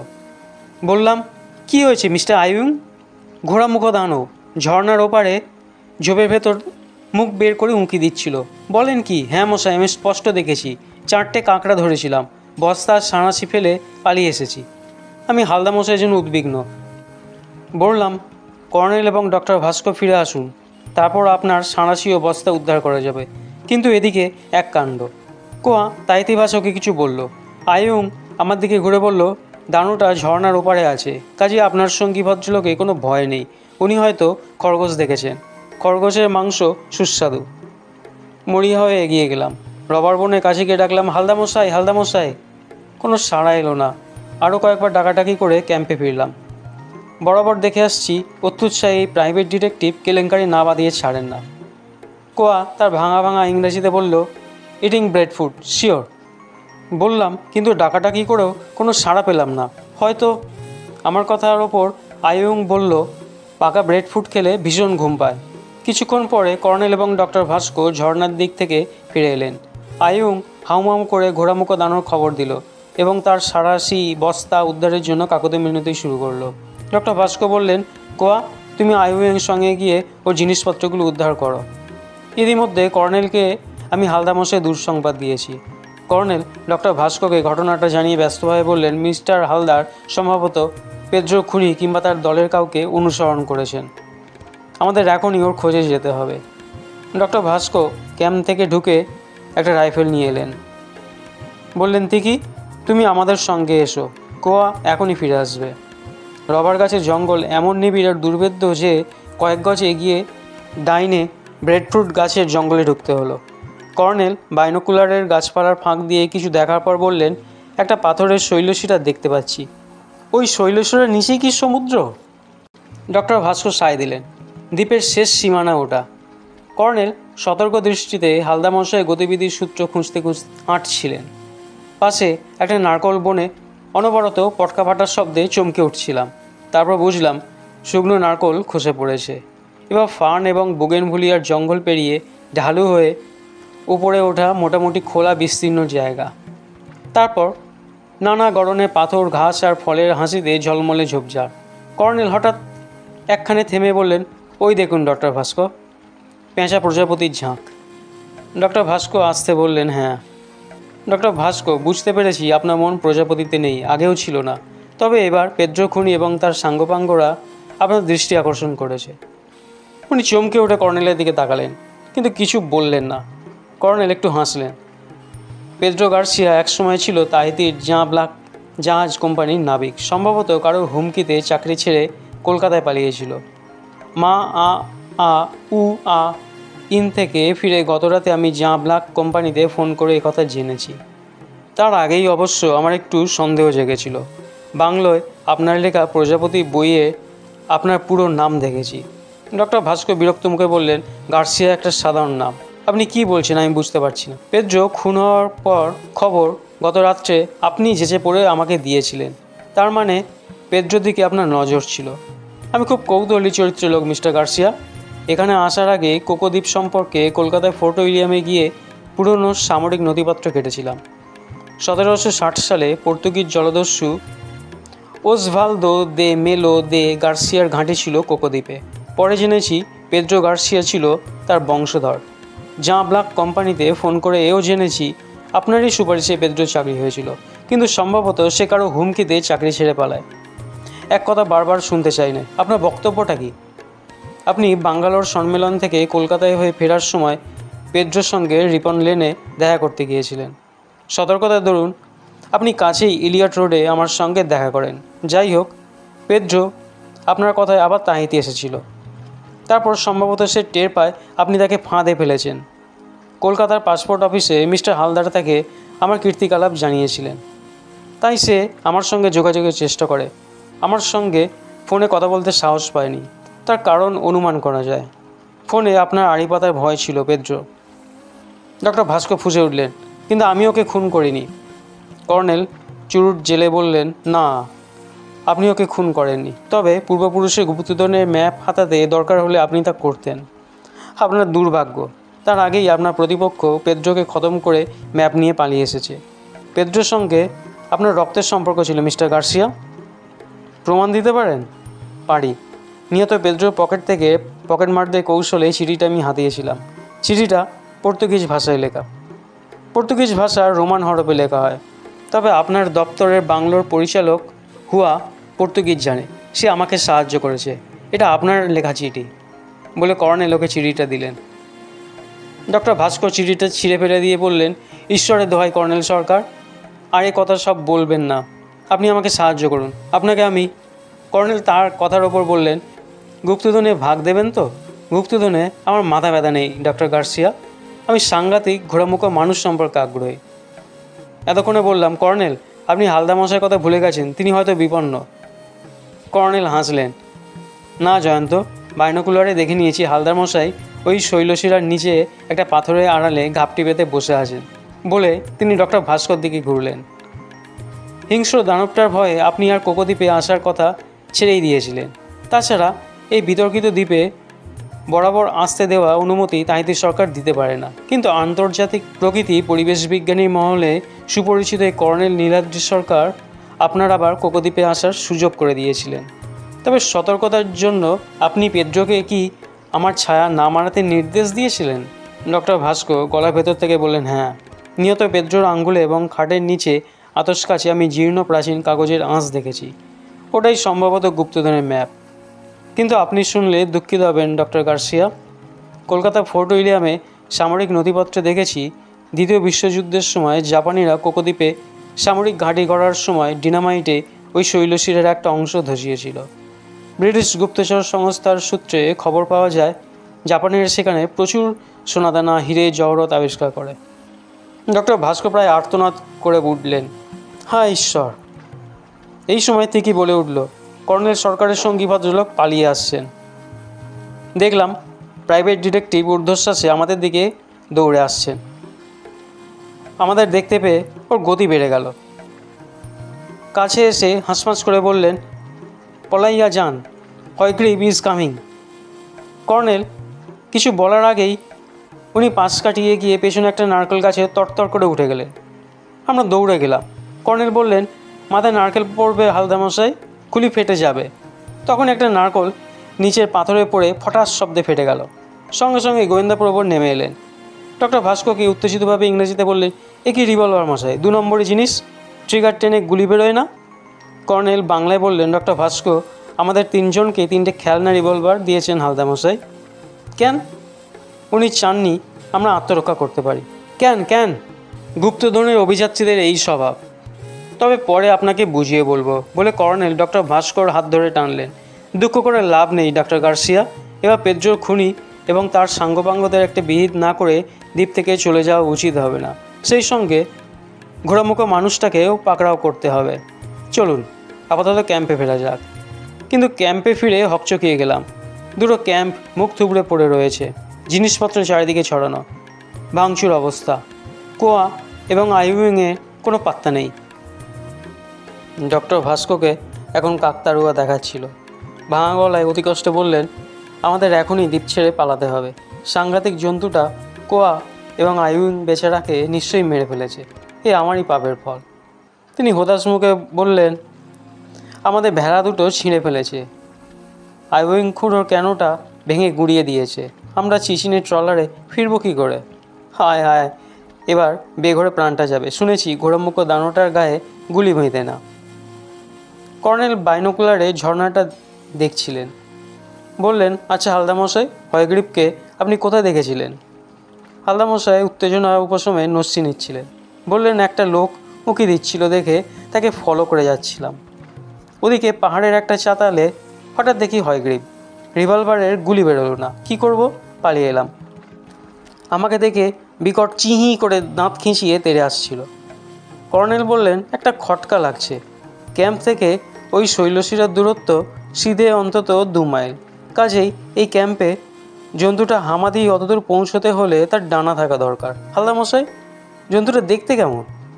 ভয় পাওয়া গলায় গোয়েন্দাপ্রবর বললেন, ধর গরিলার মতো, মুখ ঘোড়ার মতো, কালো কুচকুচে রং, লোমে ভর্তি।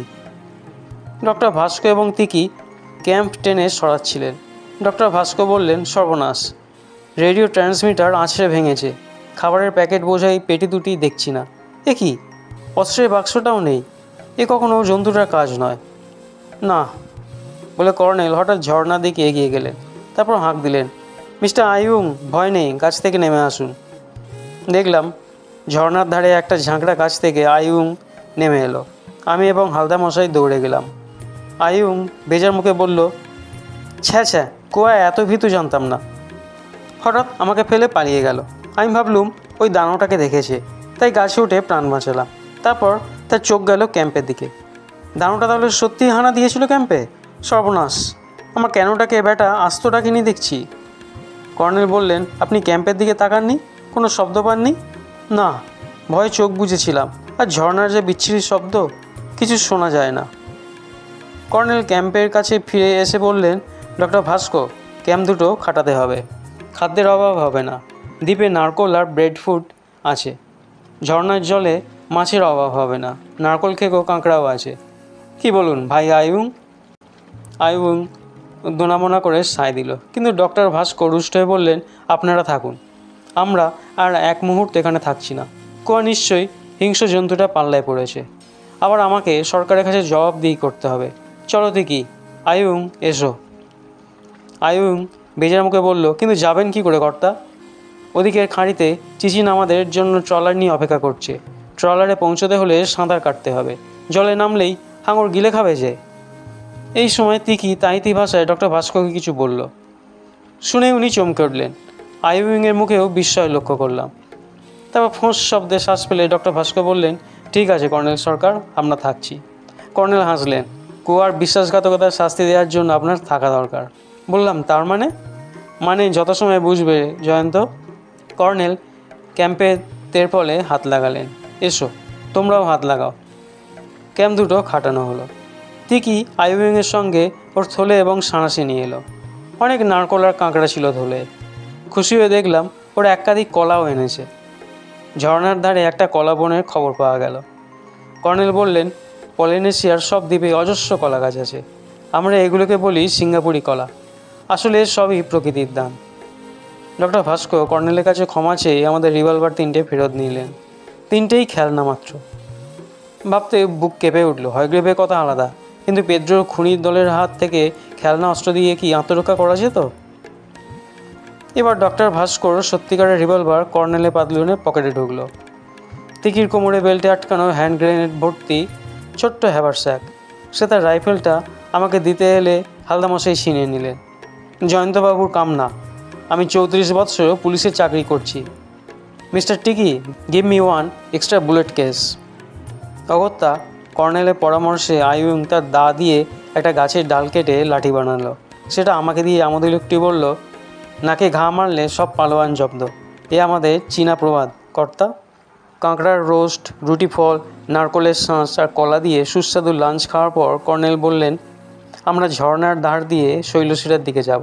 আমার ধারণা প্রতিপক্ষ প্রস্রবনের কাছাকাছি কোথাও আছে, কারণ ওখানেই দ্বিতীয় বিশ্বযুদ্ধের সময় জাপানিরা ঘাঁটি করেছিল। ক্যাম্প লুটেরারা ভাগ্যিস টর্চগুলো নিয়ে যায়নি।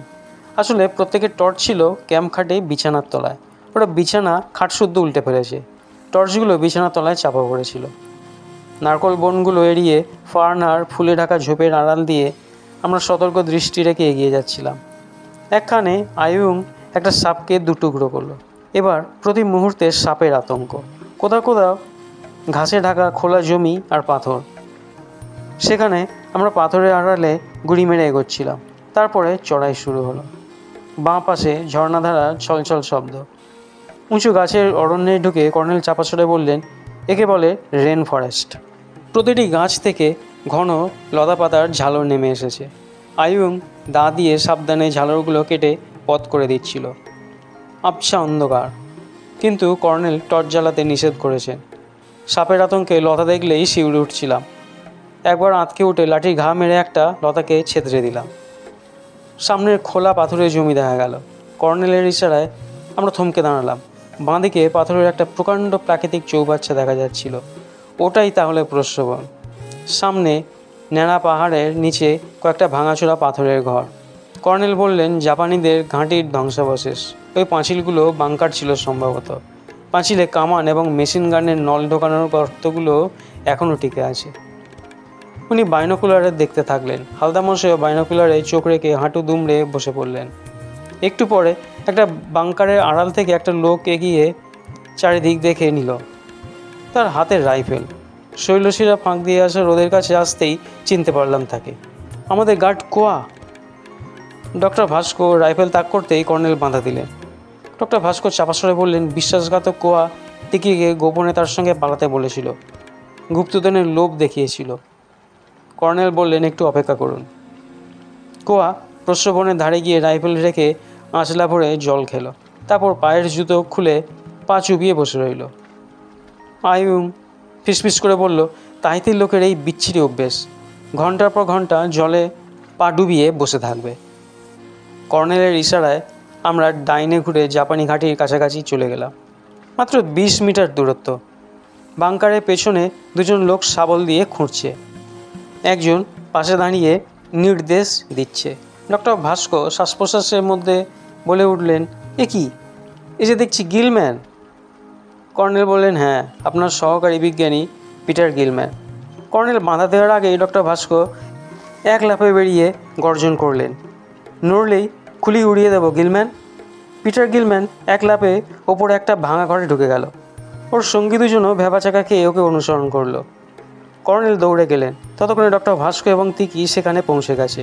আইয়ুং এবং আমি গিয়ে দেখি দুটো রাইফেল পড়ে আছে। ভাঙা ঘরের ভেতর কয়েকটা ক্যাম্প খাট এবং আরও কিছু জিনিস। আমাদের ক্যাম্প থেকে লুট করে আনা জিনিসপত্র নিশ্চয়ই ওর ভেতরে আছে। ডক্টর ভাস্কর এবং তিকি ঘরেটুকু উদাহ হয়ে গেল। ঘরগুলো শৈলশিরার গায়ে। বার কত গুলির শব্দ শুনতে পেলাম। কিন্তু হালদার মশাই কোথায় গেলেন? কর্নেল বাংকারের শেষ প্রান্তে গিয়ে বললেন, বাহ হালদা মশাই, এই তো চাই। গিয়ে দেখি হালদা মশাই সবে প্রস্রবণ থেকে উঠেছেন, একেবারে বিড়াল ভেজা অবস্থা। তবে ওর হাতে এখন দুটো রাইফেল। মুখের জল মুছে বললেন, বেটা বানর, পালে আইয়ে গেল। বুঝলাম কোয়ার রাইফেল বাগাতে পারলেও তাকে বাগাতে পারেনি। গুলি মেরে গিয়ে আগে তার রাইফেলটা ছিনিয়ে নিয়েছিলেন। ভাগ্যিস কোয়া এদিকে পেছন ফিরে বসেছিল। কর্নেল উদ্বিগ্ন মুখে বললেন, ডক্টর ভাস্কর ওদের তাড়া করে গেছেন, চলো গিয়ে দেখি। বাংকারে রাইফেল দুটোতে গুলি ভরা ছিল। কর্নেল এবং আমি সে দুটো নিলাম। হালদামশাই ধপাস করে বসে পড়লেন। আমরা একটার পর একটা ঘর পেরিয়ে গিয়ে দেখি শৈলশিরার প্রকাণ্ড ফাটলের পাশে একটা চাতালে দাঁড়িয়ে আছেন ডক্টর ভাস্কর এবং তিকি। ডক্টর ভাস্কর হতাশ মুখে বললেন, নিচের খাড়িতে ওদের মোটর বোট ছিল, পালিয়ে গেল। এখানে একটা মোটা শিকল ঝুলছে, এটা বেয়ে ওরা উঠে এসেছিল, এটা বেয়েই নেমে গেছে। কর্নেল বললেন, জাপানি সেনাদের কীর্তি। তবে আশ্চর্য, শিকলটা এখনও ছিঁড়ে যায়নি। আমরা নিচে সেই বাংকারে ফিরে এলাম। তারপর একটা ভয়ঙ্কর দৃশ্য দেখে আঁতকে উঠলাম। হালদামশাই বাংকারে পিঠ ঠেকিয়ে বসে আছেন। নিজের রাইফেল দুটো তবু ছাড়েননি, মুখে আতঙ্কের ছাপ। তবু কাকে ধমক দিচ্ছেন, আর আউজ্ঞালাই খুলি উড়াইয়া দিমু। আবার আউজ্ঞায় শ্রীবিষ্ণুরে ডাকুম নাকি? দাপরে ব্যাজ চুরি করছিলা, শ্রীবিষ্ণু তোমার ঘাট মটকাইয়া মারছিলেন, মনে নাই? হ্যাঁ, সে সাংঘাতিক হয়গ্রীবটাই বটে। কালো লোমে ঢাকা দু পেয়ে প্রাণীটার মুখ অবিকল ঘোড়ার মতো। মোটাসোটা হিংস্র দাঁত বেরিয়ে আছে। সে বিকট চিনি করে উঠতেই কর্নেল আমাদের অবাক করে দিয়ে আচমকা তার ওপর ঝাঁপিয়ে পড়লেন। প্রাণীটি অমনি ধরাশায়ী হলো। ডক্টর ভাস্কর, তিকি এবং আমি রাইফেল বাগিয়ে ঘিরে ধরলাম। কর্নেল এক টানে ঘোড়াটার মুন্ডুটা উপরে নিতেই এক সাহেবের মুখ দেখা গেল। কর্নেল তার পিঠের বোতাম পটাপট ছাড়িয়ে ফেলে কালো লোমে ঢাকা খোলসটা খুলে ফেললেন। ডক্টর ভাস্কর কিছু বলার আগেই তিকি বলে উঠল, আরে এ তো দেখছি সেই ফেরারি জলদস্যু জন হফগ্রিভ। হালদামশাই উঠে দাঁড়িয়ে বললেন, হ্যাঁ, হয় গ্রিপ। ডক্টর ভাস্কর সহাস্যে বললেন, মার্কিন সরকার এর মাথার দাম ঘোষণা করেছে $50,000। যাক, পূর্বপুরুষের গুপ্তধনে কিছুটা উসুল হবে। আয়ুং, তিকি, হপগ্রিপকে বেঁধে ফেলো, ওই ঘরে দড়ি আছে দেখলাম।